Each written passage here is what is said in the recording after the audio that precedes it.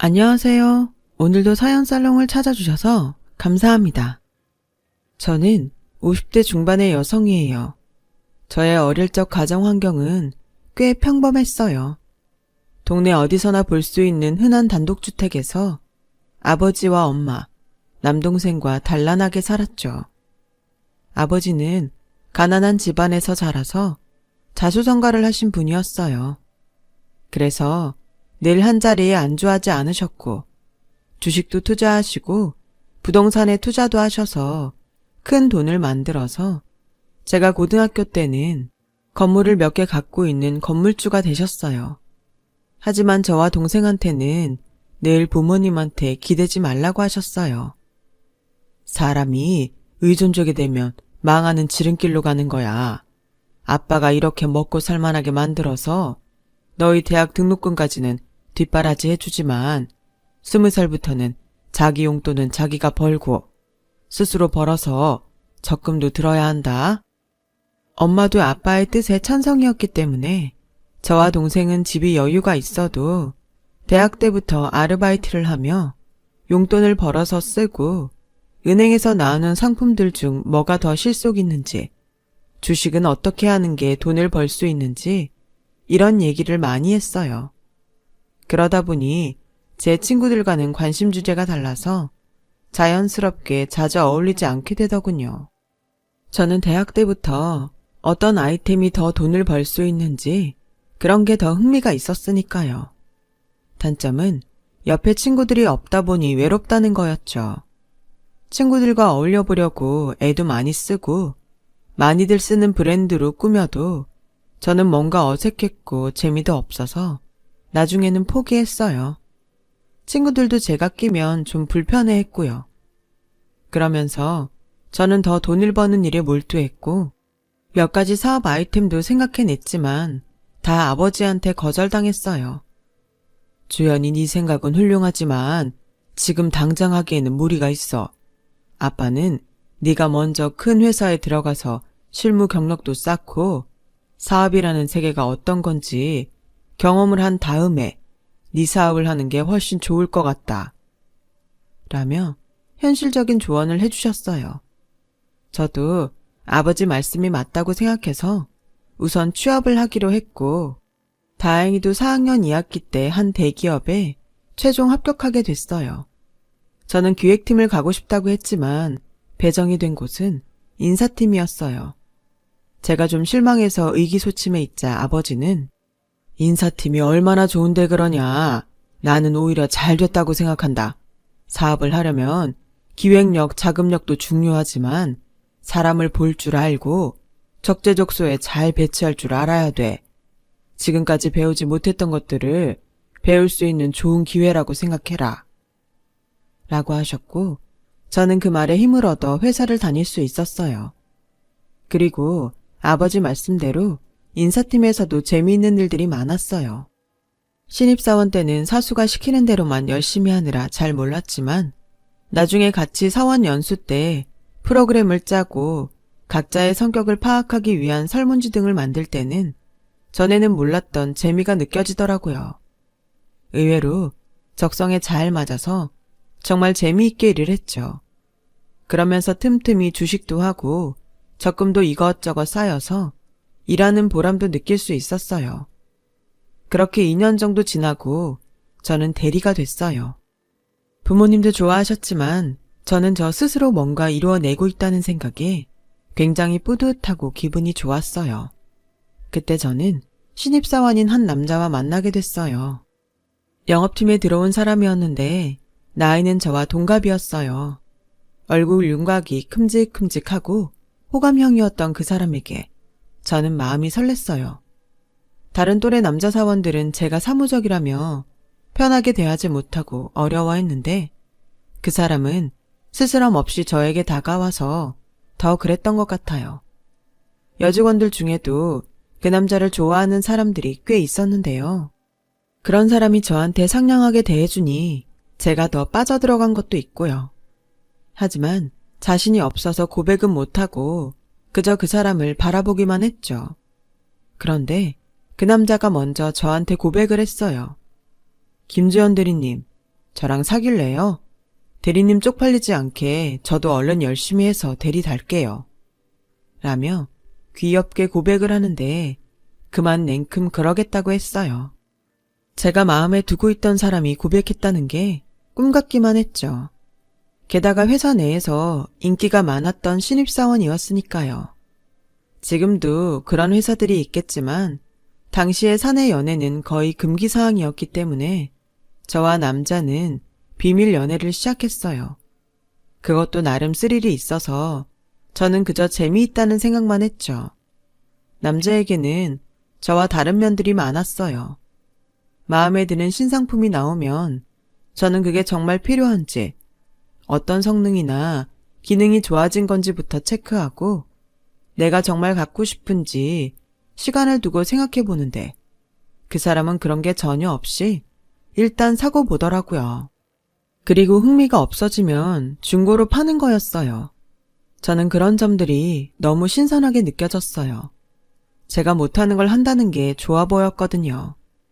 돈을 쓰는 것에 있어서 마음이 맞지 않아서 티격태격할 때도 있었지만 거의 제가 지고 말았어요. 어쨌든 저는 그 사람이 자유롭게 돈 쓰는 걸 보는 게 좋았으니까요.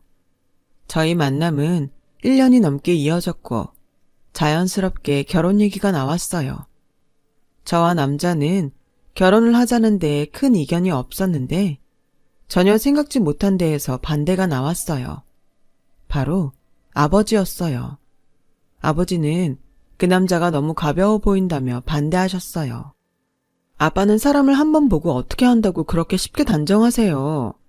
그럼 너는 저 사람이 왜 좋은데 네 말대로 너랑 성격이 다르고 생활 방식도 달라서 끌리는 거면 정말 위험해. 다시 생각해봐라. 아빠는 이제까지 제 인생 저보고 개척하라고 하셨으면서 왜 결혼에는 보수적이신 건데요. 제가 괜찮다고 하잖아요.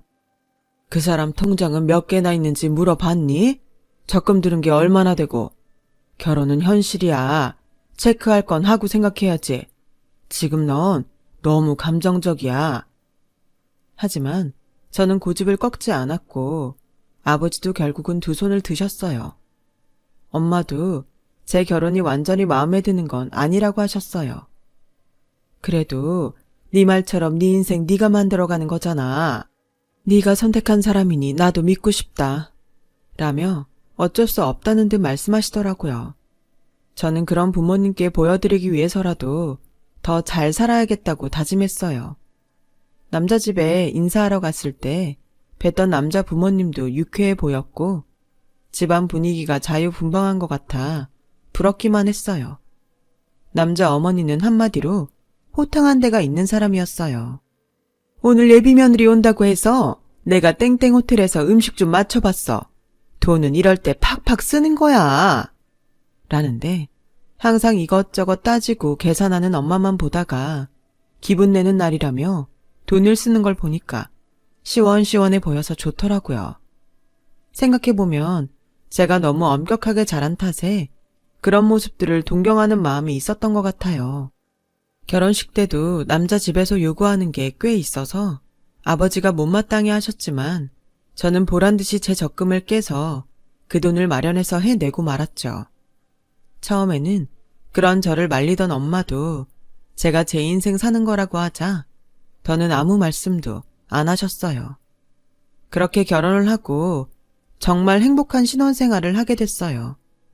처음 6개월은 거의 싸우지도 않았고 매일이 재미있기만 했어요. 크게 다툰 적은 한 번도 없었고 자잘하게 싸운 적은 좀 있었지만 심각할 정도는 아니었어요. 하지만 시간이 갈수록 그 사람과 제가 너무 다르다는 건 알겠더라고요. 아버지 말씀대로 돈에 대해 생각하는 게 다르니까 생활 방식에서도 차이가 많이 났어요. 우선 쓰고 보며 즐기는 게 처음에는 재미있었는데 점점 지나치다는 생각이 들기 시작했죠. 그러던 중에 어느 날 갑자기 남편이 사업을 하겠다는 거였어요. 사업? 그럼 회사는 어쩌고? 어쩌긴 사업 시작하면 관둬야지.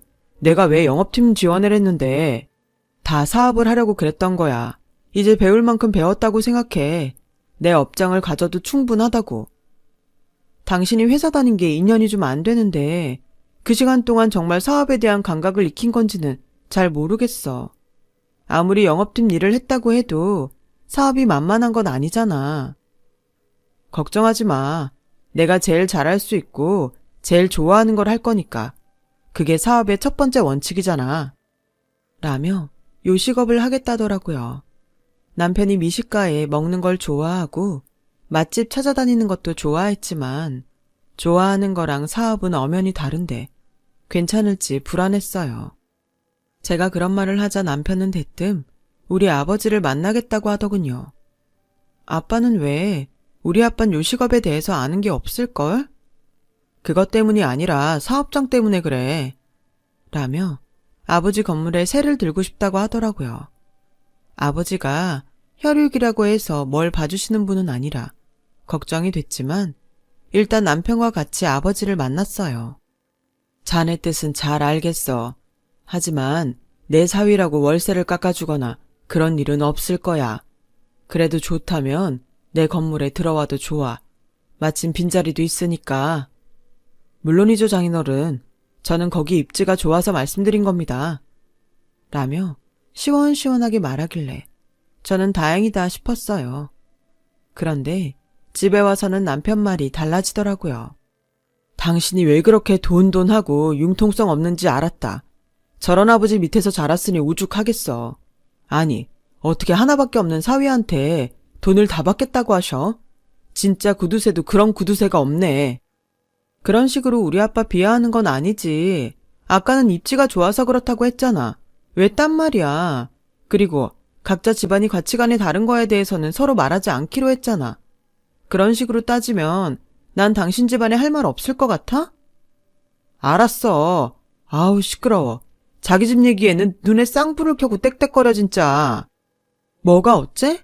그럼 내가 어머니 물정 모르고 해프게 써서 집안이 거덜나는지 어쩌는지 감각도 없어서 아들한테 용돈 털어 나오는 사람이라고 하면 당신은 듣기 좋아?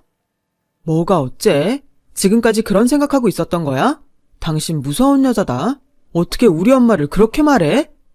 이거 왜 이래? 먼저 시작한 건 당신이야. 그렇게 저희는 결혼하고 처음으로 크게 싸웠어요. 하지만 서로 잘못을 인정하고 곧 풀어졌고 남편은 사업 준비를 했죠. 그 당시 유행하던 레스토랑을 했는데 생각보다 장사는 잘 됐어요. 남편도 꼬박꼬박 아버지한테 월세를 잘 보냈고 아버지도 조금 마음에 드는 모양이었어요. 그렇게 한 1년 정도 지났을 때 생각지도 못한 불행이 닥쳐왔어요.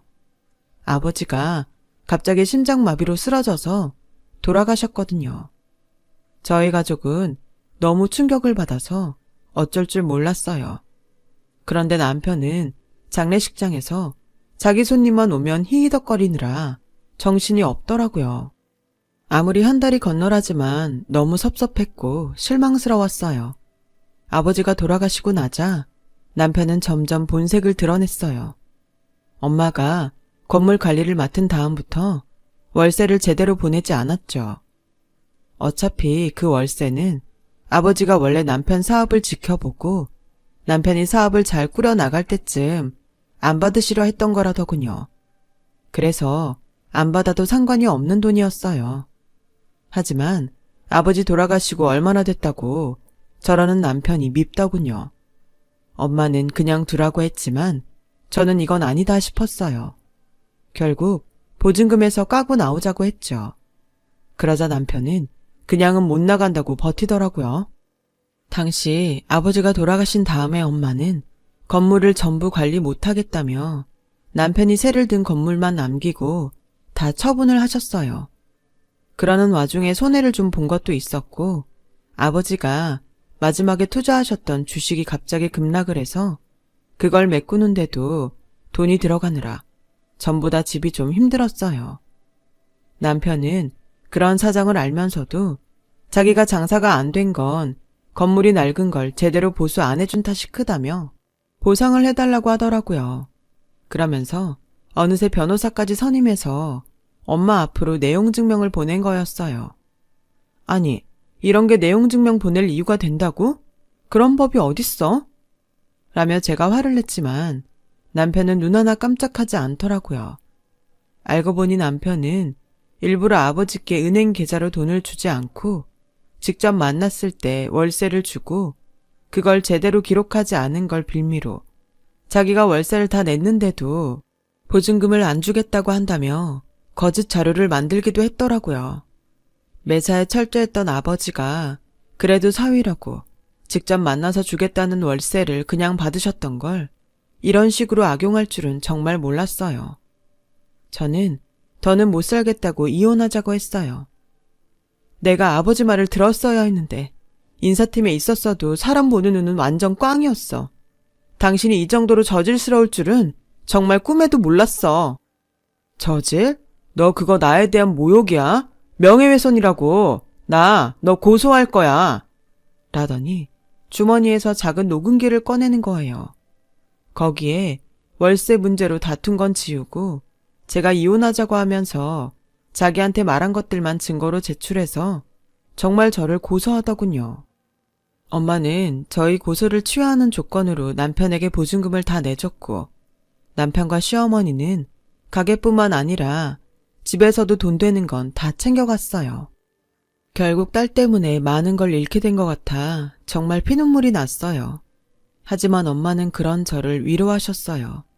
아니야, 이것도 내가 다 계산해보고 내린 결정이야. 우선 너는 이서방한테 있는 증거가 하나도 없잖아. 게다가 내 건물에서 쫓겨날 판인데 누가 봐도 네가 가해자로 보일 수밖에 없었어. 그 녹음까지. 그런 돈은 그냥 잊자. 우리가 다시 벌 수 있잖아. 며칠 지나고 나니 정신이 좀 또렷해지더라고요. 뭘 해야 될지도 알겠고요. 미국에서 박사과정을 하고 있던 남동생과 통화해서 서로 자금이 어느 정도 있는지 확인을 했어요. 그리고 적금 하나를 들어서 둘이 돈을 반반씩 내기로 했어요. 주식도 좀 더 공격적으로 투자하기로 했고요. 저 남편은 잘 모르는 게 있었는데 저희 집안 사람들은 끝까지 내놓지 않은 돈주머니가 있다는 거였죠. 그게 아버지가 저희한테 가르쳐 준 거기도 했고요. 그 사람들은 엄마가 건물도 팔고 어렵다고 하니 우리 집이 망한 것처럼 보여서 저런 식으로 뒤통수를 친 게 분명했어요. 하지만 저도 그렇고 엄마나 남동생도 끝까지 이 돈을 써야 하나 내줘야 하나 계산을 하고 있다는 걸 모른 거죠. 저는 이전 회사에 다닐 때 사수였던 분의 도움으로 중소기업에 취직을 할 수 있었어요. 결혼을 했고 또 이혼까지 한 여자가 재취업하는 게 지금보다도 더 어려운 시절이어서 취직을 한 게 너무 감사할 지경이었어요. 저는 인사 업무에 격리나 잡무 같은 일까지 틈틈이 해야 했지만 이를 악물고 회사를 다녔어요. 엄마는 아버지가 갖고 계셨던 교회에 부동산 자리를 대기업 건설회사에 비싸게 팔았어요. 그 자리에 고급 빌라를 짓는다고 하더라고요. 엄마는 나머지는 지금은 그냥 은행에 저축해 두겠다고 하시더라고요. 저는 회사를 다니면서 번 돈으로 남동생과 든 적금을 꼬박꼬박 부었고 주식도 열심히 했죠. 그리고 마침내 저희가 원하는 만큼 돈이 모였을 때 동생도 귀국을 하게 됐어요. 동생은 오자마자 유명한 대학의 연구소로 가게 되었어요. 저와 동생은 적금과 갖고 있던 돈, 그리고 주식을 전부 합쳐서 엄마의 도움을 조금 받아 큰 돈을 만들어서 계획했던 일을 하기로 했어요. 바로 전 남편이 지금 새들고 있는 건물을 사는 거였어요. 그 건물주는 처음에는 팔지 말지 고민을 하더라고요. 그도 그럴 게 자리가 꽤 좋은 데였거든요. 미래 전망도 있었고요. 저희가 시세보다 좀 더 많이 쳐주겠다고 하자 계약서에 도장을 찍더라고요. 아, 그런데 조심해야 될 세입자들이 있어요. 2층에 있는 일식집하고 1층 가운데에 있는 설렁탕집인데 2층은 아들이 하고 1층은 그 엄마가 하는데 아주 지독해요. 내가 진짜 그 두 집에는 제대로 월세를 받아보질 못했네. 보증금도 얼마 안 남았으니까 내보내려면 내보내세요. 근데 쉽게 나가지는 않을 거예요. 나도 아주 골치 아팠다니까.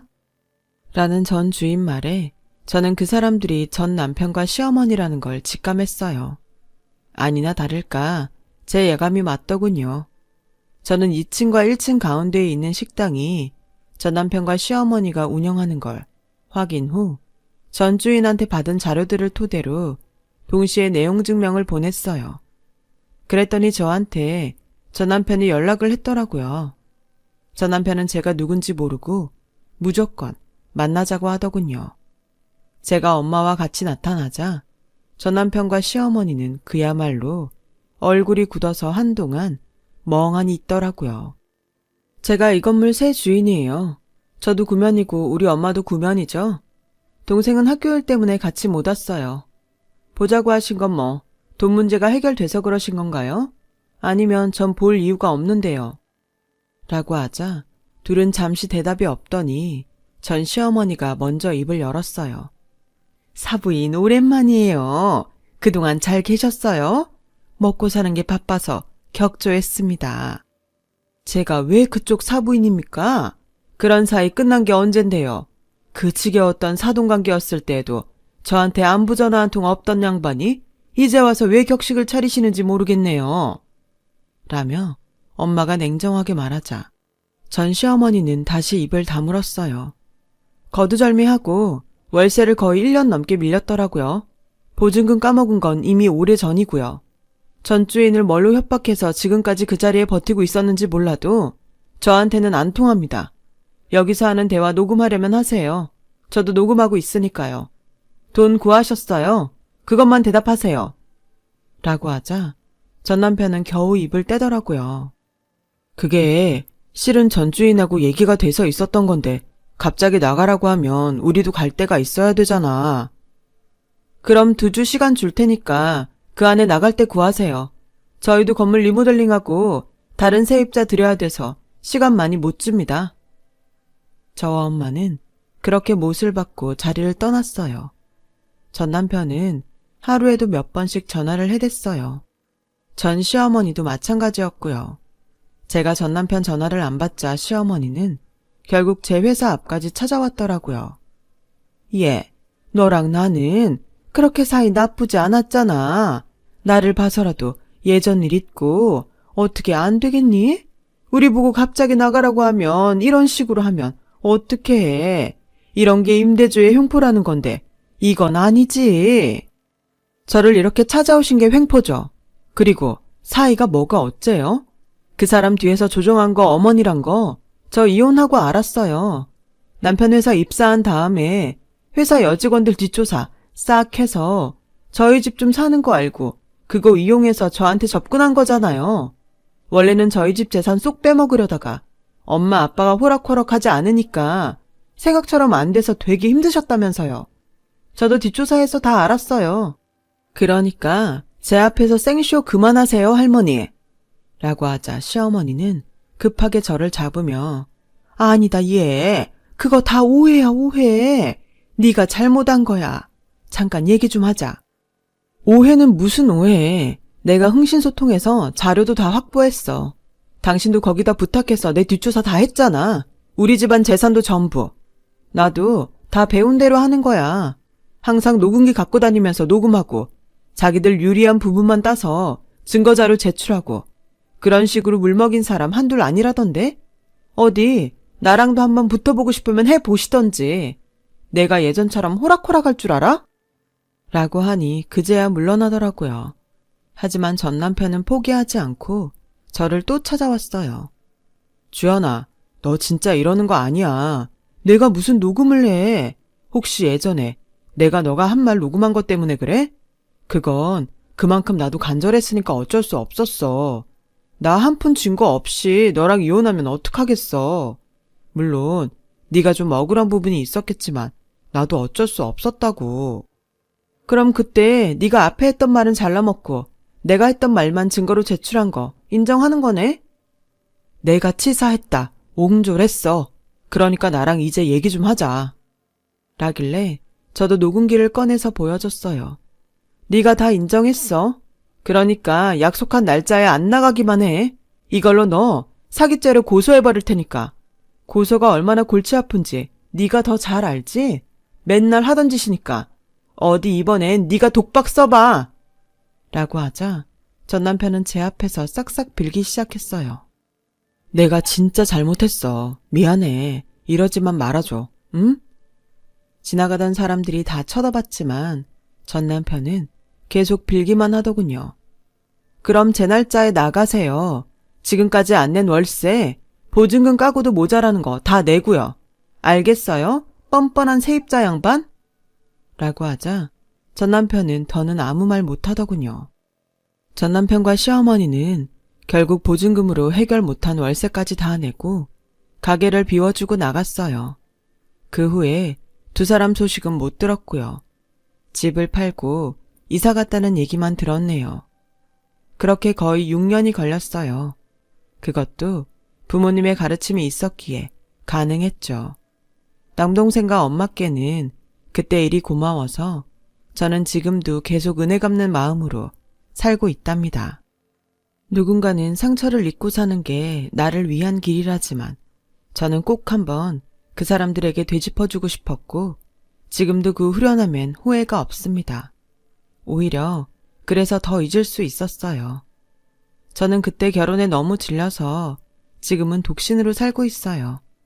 엄마와 같이 살고 있어서 그런지 지금도 외로운 걸 모르고 지내고 있네요. 여기까지 제 얘기를 들어주셔서 감사하고요. 모두 행복한 하루 되셨으면 좋겠어요. 좋은 시간들 되세요. 여러분, 사연 댓글에 응원과 현명한 조언 부탁드려요. 좋아요와 구독은 저에게 큰 힘이 됩니다. 오늘도 좋은 일 가득하세요.